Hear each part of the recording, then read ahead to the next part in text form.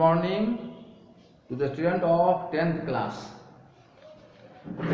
10th class हम जा रहे हैं पढ़ाने के लिए सोशल स्टडीज, और इसके पहले हम पढ़ा चुके थे हिस्ट्री के पढ़ा चुके थे नेशनल इन इंडिया। उसको स्टडी करना है, वर्ड मीनिंग पहले बोले थे, प्रैक्टिस करना है, क्योंकि प्रैक्टिस के द्वारा ही संभव है।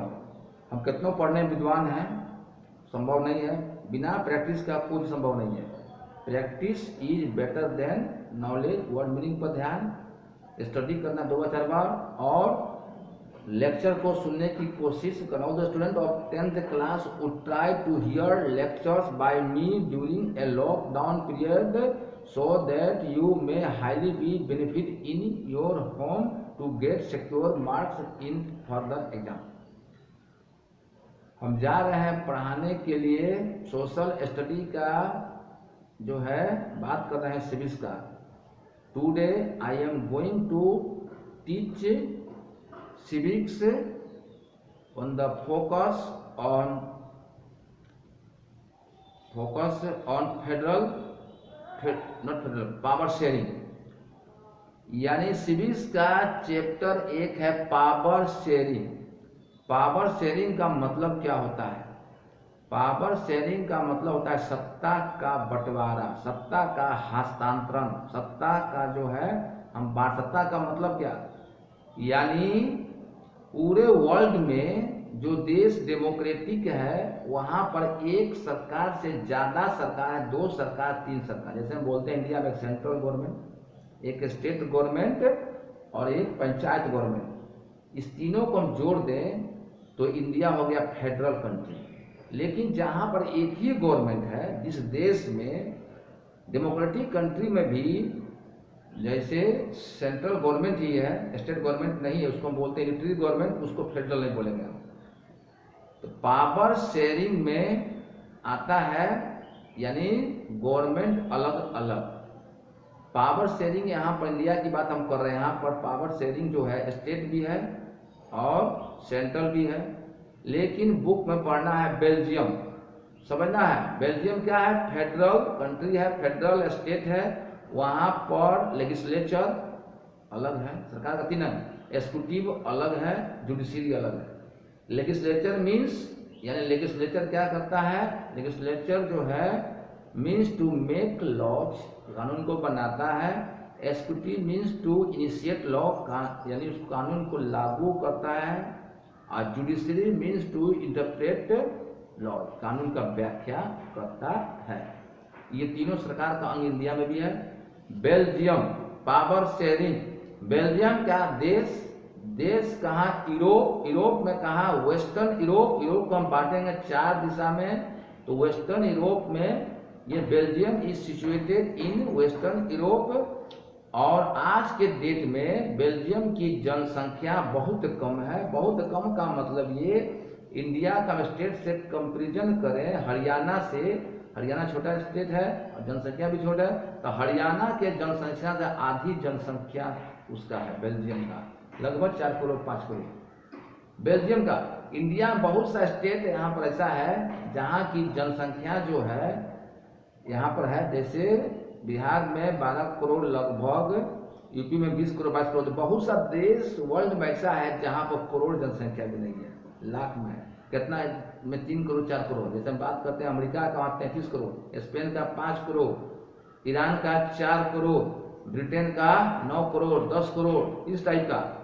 और उस टाइप का यहाँ पर मेरा स्टेट भी नहीं है। यानी जनसंख्या के मामला में देश से भी, अदर देश से भी जनसंख्या यहाँ पर ज्यादा है।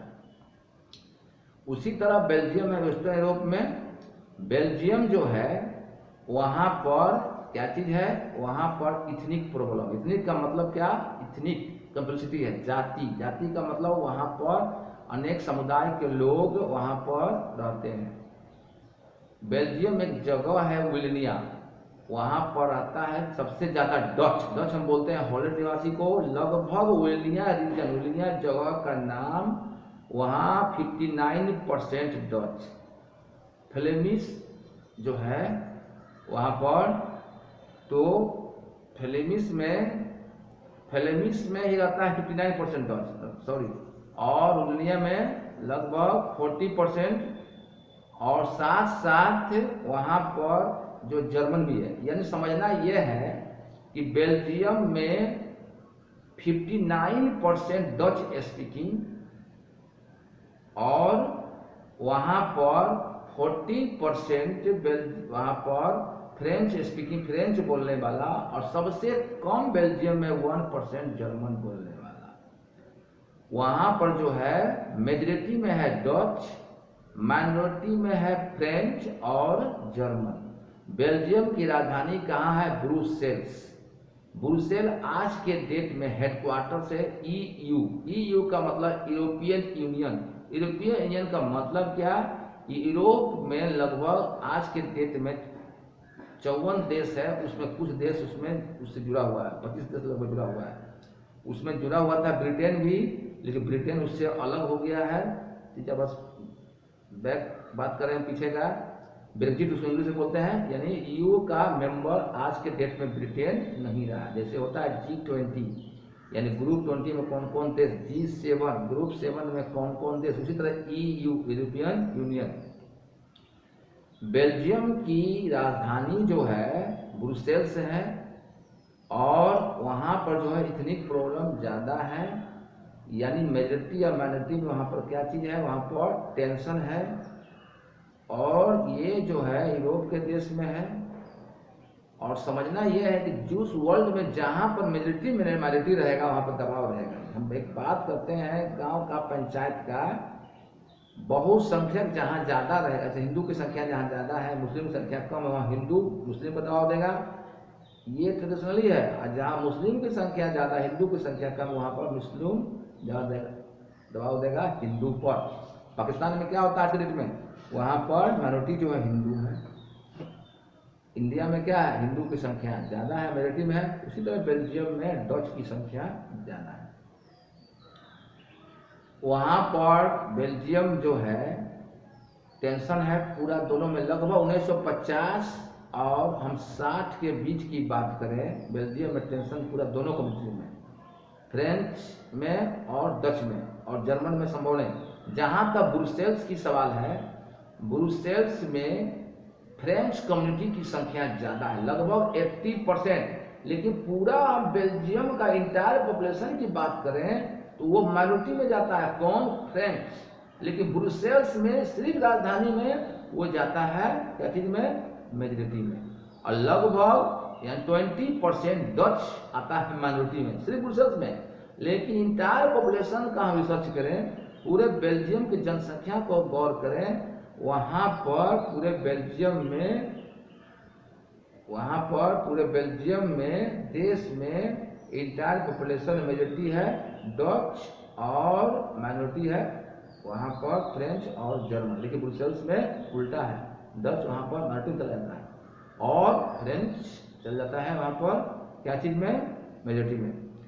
फ्रेंच वाला लोग इंग्लिश भी बोलता है, और साथ साथ फ्रेंच वाला जो है एजुकेटेड भी है, स्पेशली ब्रुसेल्स में इकोनॉमिक डेवलपमेंट भी उसका है। इससे डच वाला ज़्यादा एंग्री है ब्रुसेल्स में। 1950 एडी और 60 एडी, लगभग 1 डिकेड 10 वर्ष के दौरान दोनों समुदाय में ज्यादा टेंशन है। कहाँ टेंशन रहा? ब्रुसेल्स में। और ब्रुसेल्स कहाँ? बेल्जियम की जो राजधानी है वहां पर टेंशन ज्यादा है, मेजॉरिटी में और माइनॉरिटी में। उस टेंशन को एकोमोडेट कैसे किया जाए, उस टेंशन को शांत कैसे किया जाए, यानी मेजॉरिटी और माइनॉरिटी में कोऑर्डिनेशन कैसे लाया जाए। एकोमोडेशन इन बेल्जियम में एकोमोडेशन माने गुंजाइश, एडजस्टमेंट, लड़ाई नहीं हो मिलिट्री में। इसके लिए सरकार को वहां पर पहल करना पड़ा, बेल्जियम लीडर्स को, डच लीडर्स को क्या पहल करना पड़ा? वहां पर 1970 और 93, यानी 1970-93 के बीच में बेल्जियम का जो संविधान बना, उस संविधान को 4 बार संशोधन करना पड़ा, 4 टाइम्स एमेंडेड किया गया संविधान में। क्यों संशोधन किया? संशोधन का उद्देश्य क्या था कि माइनॉरिटी को लाभ मिले, माइनॉरिटी तो मिलेगा ही, माइनॉरिटी को लाभ, माइनॉरिटी को अनदेखी नहीं करना। यदि ऐसा अनदेखी कर दिया जाता तो वहां पर सिविल वार हो जाता, बड़े पैमाने पर वहां पर नरसंहार हो जाता, मैसेकर हो जाता, मेजॉरिटी का भी और माइनॉरिटी का भी। ऐसा बात नहीं कि मेजॉरिटी ही माइनॉरिटी को मारेगा, माइनॉरिटी मारेगा, मेजॉरिटी कहूँ कम कहूँ ज़्यादा। तो वहाँ पर चौथा बार जो संशोधन 4 बार किया गया, 70 और 93 के बीच में बेल्जियम में क्या संशोधन किया गया? संशोधन किया गया अकोमोडेट के लिए, समस्या के समाधान के लिए वहाँ पर किया गया। ब्रुसेल्स में सेंट्रल गवर्नमेंट जो बनेगी तो वहाँ पर जो मंत्री होगा डच कम्युनिटी का, वही जो मंत्री का नंबर होगा वही नंबर चाहिए फ्रेंच का ही बनेगा। यानी यदि डच कम्युनिटी का 10 मिनिस्टर बनता है ब्रुसेल्स में सेंट्रल गवर्नमेंट में, तो 10 मिनिस्टर चाहिए फ्रेंच का भी। और साथ साथ जो है स्पेशल लॉ जो बनेगा, विशेष कानून, उस विशेष कानून में मेजॉरिटी का भी समर्थन चाहिए। मेजॉरिटी के समर्थन के साथ साथ लिंग्विस्टिक ग्रुप का भी, यानी अन्य भाषा बोलने वाला फ्रेंच का भी चाहिए। और साथ साथ कोई भी सिंगल कम्युनिटी को, यानी यदि सिंगल कम्युनिटी वहाँ पर डच वाला था, मेजॉरिटी में था, तो उसको यूनिलैटरली यानी अपने साइड से एक पद से कोई भी कानून बनाने का या कोई भी डिसीजन लेने का अधिकार नहीं था। डिसीजन लेने का अधिकार, कानून बनाने का अधिकार दोनों समुदाय से, फ्रेंच से भी, कम्युनिटी से भी और डच कम्युनिटी। ऐसा क्यों? क्योंकि वहाँ पर सिविल वार नहीं हो, मैसेकर नहीं हो, हिंसा नहीं हो, दोनों समुदाय में एकोमोडेट रहे, दोनों समुदाय में कोऑर्डिनेट रहे। साथ साथ वहाँ पर सेंट्रल गवर्नमेंट का पावर जो है पूरा वहाँ पर पावर काट कर दिया गया। किसको? स्टेट गवर्नमेंट को। कहाँ पर दिया गया? बेल्जियम में। और साथ साथ सेंट्रल गवर्नमेंट में जो रिप्रेजेंटेशन रहेगा, जिसकी संख्या रहेगी, यदि एमपी की संख्या वहाँ पर फ्रेंच कम्युनिटी की ओर से 50 है, तो डच कम्युनिटी की ओर से 50 है, डच मेजॉरिटी में है, तो फ्रेंच कम्युनिटी के 50 चाहिए रिप्रेजेंटेशन में भी और मिनिस्टर में भी। दोनों मिनिस्टर में भी समान होना चाहिए संख्या, और मिनिस्टर जो नहीं बनेगा, एमपी में चुनाव लड़ेगा, रिप्रेजेंटेशन में भी जो जनप्रतिनिधि उसका भी संख्या समान होना चाहिए। साथ साथ वहाँ पर बेल्जियम में एक थर्ड पार्टी बनी, उसका नाम था कम्युनिटी गवर्नमेंट। इसका हम कंपेयर करते हैं इंडिया का पंचायत गवर्नमेंट से। इंडिया में जो पंचायत गवर्नमेंट है और बेल्जियम का जो कम्युनिटी गवर्नमेंट है, तुलना करें। लेकिन बेल्जियम का कम्युनिटी गवर्नमेंट इंडिया का कुछ उसमें डिफरेंस भी है। क्या डिफरेंस है? यहाँ कानून बनाने का अधिकार नहीं है, लेकिन वहाँ भी कानून बनाने का अधिकार नहीं है। ये तो सेम आएगा, सिमिलरिटी हो जाएगा, लेकिन डिफरेंस में आएगा कि वहाँ पर जो कम्युनिटी गवर्नमेंट है बेल्जियम में, वो चाहिए हमको प्रत्येक लैंग्वेज ग्रुप से। फ्रेंच वाला की भी चाहिए उसमें मेंबर, डच वाला का भी मेंबर, और साथ साथ वहाँ पर फ्रेंच जर्मन वाला का भी चाहिए वहाँ पर क्या चीज़? मेंबर। कहाँ? किस चीज़ में? कम्युनिटी गवर्नमेंट में। लेकिन उसको वहाँ पर कानून बनाने का अधिकार वहाँ पर नहीं था। जैसे इंडिया में पंचायत गवर्नमेंट को कानून बनाने का अधिकार नहीं है, वहाँ पर भी कानून बनाने का अधिकार नहीं था। तो पंचायत गवर्नमेंट में इंडिया में तो कोई भी समुदाय आ जाता है, यहाँ पर धनी गरीब मुस्लिम कोई माइनॉरिटी, लेकिन वहाँ पर लैंग्वेज से रिलेटेड समुदाय होना जरूरी था। यानी उस कम्युनिटी मेंबर में जो इलेक्टेड मेंबर होना चाहिए था, वो डच का भी, फ्रेंच का भी और जर्मन का भी। साथ वहाँ पर कम्युनिटी गवर्नमेंट बनी और स्थिति वहाँ पर ऐसी हो गई, वहाँ पर स्थिति वहाँ पर सामान्य हो गई। यानी बेल्जियम में जो है वहाँ पर बेल्जियम लीडर्स ने क्या किया? हल किया, और वहाँ पर कोई भी मैसेकर नहीं हुआ। मैसेकर इसलिए नहीं हुआ कि उसका समाधान हो गया संविधान के द्वारा, और उस संविधान में फ्रेंच कम्युनिटी को अनदेखी नहीं किया गया। और फिर आगे की ओर बढ़ेंगे। ये समाप्त हो गया और लगभग अपना स्टडी करना है 10th का स्टूडेंट को, और जो है दिक्कत होगी पूछना, और अपने स्टडी करना है। थोड़ा सा 10-15% छूट भी यदि जा रहा है, मिस भी हो जा रहा है, क्योंकि लॉकडाउन पीरियड है, मेरे पास उतना बुक भी नहीं है, और हमको जो पढ़ा हुआ है बुक पहले से हम अपना स्टडी कर रहे हैं। स्कूल खुलने पर थोड़ा ध्यान और दे देंगे, लेकिन लगभग नहीं 100% होता है, तो 80% भी सॉल्व कर लेना है। हमको पढ़ाने में कोई दिक्कत नहीं होगी।